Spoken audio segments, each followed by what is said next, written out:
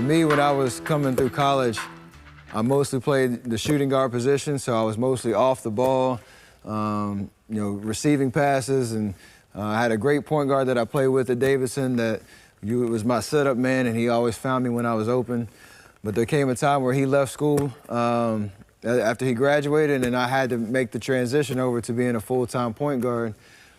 Still being a shooting threat and a scoring threat, but really having to work on my ball handling and becoming a much more efficient ball handler, being able to create space, being able to have that control of the basketball, to still have a quick release when I needed to shoot the basketball, and also being able to set other people up and always having the ability to be a threat in those three areas.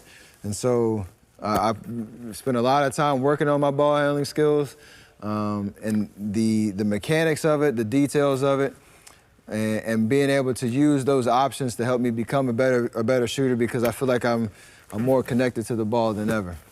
No matter what position you play on the court, there's going to be times where you have to handle the ball.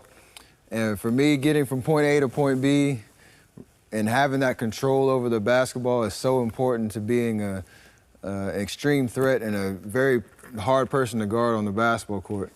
Doesn't mean you have to have all those bells and whistles and tricks and all that kind of stuff, but just being able to have control of that basketball and knowing no matter what move you try or where you try to get on the floor, that ball is going to be connected to you is so important.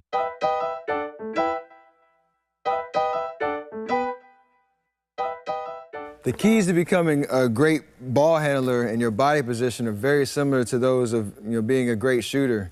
Because your foundation is the same, so that you're always ready to shoot it at a moment's notice. So we always want to keep our nose behind our toes. We want to have our base really loaded. We don't want to have our back arched over like this, so we're off balance. We want to be able to see the whole floor. So I talk about nose behind our toes. We want to have our hips loaded, and we want to be able to dribble away from our feet. We don't want to have those situations where the ball is going to knock off your feet and you're going to lose your rhythm and your balance. So we always want to have that ball away from our feet in a very solid position.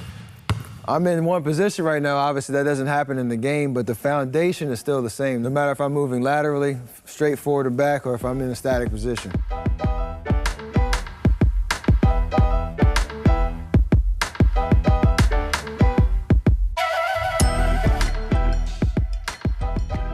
So the key to all that is balance.